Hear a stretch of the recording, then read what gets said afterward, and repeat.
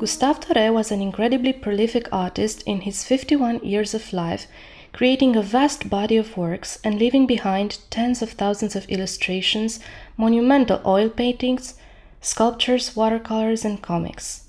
While he is famous for his illustrations, many of his other works have been ignored or forgotten.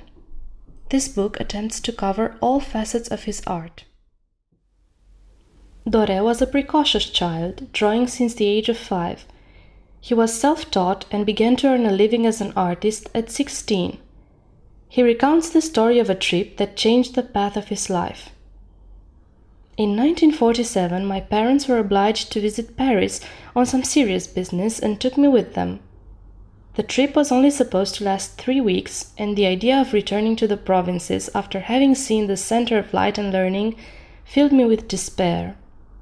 I put my mind to finding some way of staying, for my one idea was to venture on a career in the arts, an idea that was met with extreme resistance by my parents.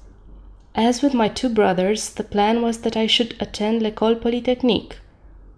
Having passed one day in front of the display window for the firm of Aubert and Philippe, I decided, once back at the hotel, to sketch a few caricatures like those I had seen, and, taking advantage of my parents' temporary absence, I took my handful of drawings to show to the publisher.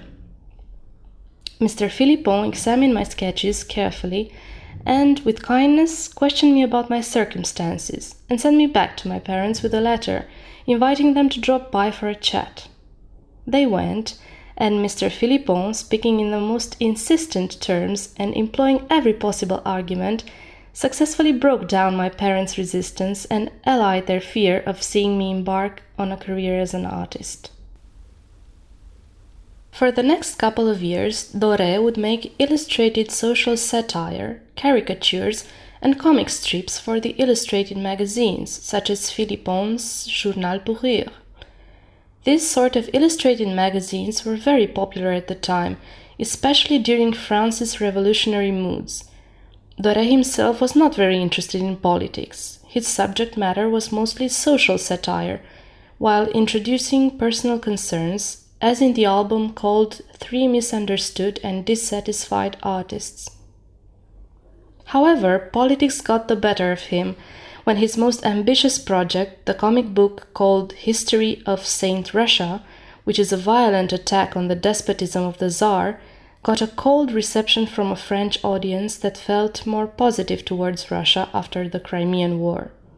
Legend has it that during the Paris peace negotiations, the imperial government purchased all the available copies in order to destroy them. After this failure, Doré vowed to kill caricature, pouring all his energy into illustration. My idea was then, and always has been since, to produce in uniform style an edition of all the masterpieces in literature of the best authors, epic, comic, and tragic. For the next couple of decades, he did exactly that. With his inexhaustible imagination and energy, Doré was definitely the perfect artist for this task. It was also the right time.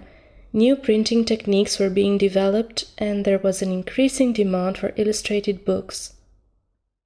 His woodcut illustrations show fascination for a fantasy, imaginary Middle Ages, a romantic sensitivity for wild and sublime landscapes, dramatic chiaroscuro, dynamic composition full of movement and contrasts, expressive lines, and his own unique magical flavor. It seems there is almost like an inner electric charge that runs through the incised lines, blowing the tangled trees and reverberating through the hostile landscape, which embeds forces against which the characters have to resist heroically. The Legend of the Wandering Jew. Charles Perrault Fairy Tales. Gargantua and Pantagruel. Milton's Paradise Lost. Idylls of the King. The Rime of the Ancient Mariner. The Raven are some of the books he illustrated. He often did sketches in ink or watercolor to test ideas and compositions. He traveled a number of times to Spain in order to give his interpretation of Don Quixote a local flavor. Under his pen, the imaginary threats the character faces come to life. The windmills are surely as dangerous and menacing as any giant. Spain was viewed at the time by the French that prided themselves with the Enlightenment as an exotic place, untouched by industrialization, peopled with devout Catholics, beautiful women, brigands and beggars, home of the Inquisition and the sun. Doré contributed with a number of reportage-like illustrations for a traveling guide. The etching Spanish Smugglers is a particularly beautiful one. In a quiet moment of rest on a long journey, the characters cannot allow themselves to slumber. The tension is palpable, the dogs are alert, shadows are creeping in. On the opposite spectrum to Spain, London at the time was the largest city in the world, and for many French, the image of the industrial future. Doré portrayed the city in the guide named London, a Pilgrimage, as a modern-day Babylon, a dystopian, crowded and polluted metropolis, stricken by poverty and opioid addiction, but also full of the energy and wealth, as the center of the world's largest empire. Rows of sordid, overcrowded, prison-like brick buildings. The tiny patch of sky we can see is covered with the steam of a passing train. Doré's compatriot, Émile Bourdelin, would later speak of their sketching trips in some of the most dangerous neighborhoods of London, accompanied by 2 policemen for protection. It was a real pleasure to watch Doré, dressed in some ragamuffin style or other, hurrying in and out of the streets and alleys, and rapidly taking notes with the rarest precision notes which served him for the composition of his woodblocks. One of the strongest images from this series is this Orwellian circle of prisoners, exercising in a claustrophobic courtyard, dragging their bodies with a lost gaze. The wall behind them seems without end. Van Gogh made a painting after this engraving, but perhaps you can agree that Doré's image is far more compelling. Gustave Doré's Bible will prove wildly popular, especially in America, shaping the religious imagination of generations of Christians. But perhaps his most powerful illustrations are for Dante's Inferno, a dark, brooding desolation. The light barely touches the jagged, contorted shapes, humans lost in the endless night of the soul. You can almost hear the faint echoes reflecting off the barren rocks. Murmurs, wails and screams. Gustave Doré will find world renown with his illustrations.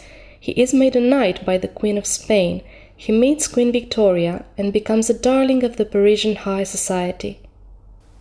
However, the extraordinary fame as an illustrator will prove a curse for his greatest ambition, that of becoming respected as a painter of monumental oil compositions, a genre that was considered the pinnacle of high art at the time.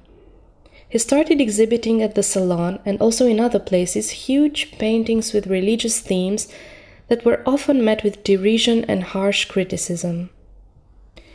They are dismissed as seemingly inexhaustible claptrap of effects, sensational efforts and pseudo-sentiment in design, coarse pictures, specimens of the show picture sort. Looking at Mr. Doré's paintings, one is involuntarily reminded of the stage sets lit by electric light. These theatrical spectacles are no longer at all successful in France, but it seems they are still peddled in England. It seems that his paintings fell into the cracks of the artistic times. The new artists and critics favored realism and contemporary themes, and Doré's drama looked to them hollow and theatrical. Meanwhile, the academic establishment was not favorable to the self-taught intruder whose art was too close to popular taste, seemingly lacking refinement. The critic Albert Wolff described his suffering. Nowhere on the streets of Paris was there a more unhappy being. Everything was repugnant to him. One could not talk to him about his success as an illustrator, for it was precisely this that caused him the greatest agony. People were always throwing his illustrations in his face to destroy him as a painter. To be fair, if we compare Doré's paintings of the Crucifixion with the marvelous one by Gérôme in the lower part, Gustave's take doesn't fare very well. The colors are either muddled or harshly bright, the perspective is way off, and not many interesting things are happening, from either a painterly or a dramatic perspective. Gustave was a mountain lover and traveled often to the Alps and the Pyrenees. In many of his landscapes, he managed to conjure a fairy tale spirit. He was often using watercolor, a medium frowned by many artists at the time as being a technique for amateurs. During the bitter war with Prussia, Doré enrolled in the National Guard while managing to make a range of works bordering on propaganda. The angels that made their appearance in many of his works now embodied the spirit of France, bravely defending the nation from the Prussian vulture. However, soon his patriotic energies broke into despair, compelling him to make his masterpiece, The Enigma. Our poor capital is in flames, its palaces destroyed, its finest streets and everything that made it beautiful.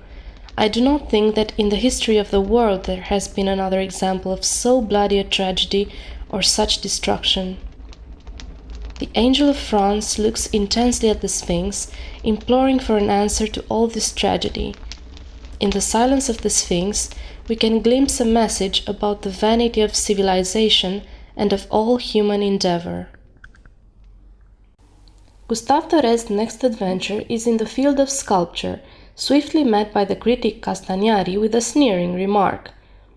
It will be noted, sadly, that to his reputation as a bad draftsman and a bad painter, Mr. Gustave Doré has added that of a bad sculptor.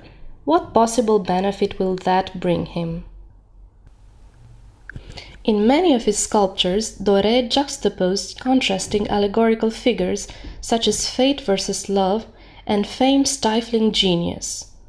He was also drawn to sculptures that seemed to defy gravity, with figures caught in the moment of movement and instability. His most ambitious sculpture, the Poem of the Wine, is a gigantic bronze vessel telling the story of wine-making through a chaotic ensemble of cupids, satyrs, and animals such as rats and snakes. It's inspired by an illustration he did for Rabelais writings. At the end of the book, we find out about his warm reception and deep legacy in America and Russia. He is talked about even in Tolstoy's Anna Karenina and Mark Twain's Tom Sawyer. Gustave Doré was perhaps the visual artist that influenced the most the emerging medium of cinema. In the book, it's argued that what has been known in the history of film as Rembrandt lighting should actually be called Doré lighting. Almost all directors that dealt with the story he illustrated were influenced by him, if they didn't outright copy his compositions on the big screens. With Méliès, Jean Cocteau, Cécile B. DeMille films about Bible, Terry Gilliam's Baron Munchausen, Disney, a variety of movies set in Victorian England, and Don Quixote adaptations, Gustave Doré's imagery became engraved in the collective imagination. Gustave Doré died in 1883, soon after an edition of Poe's The Raven was published in London.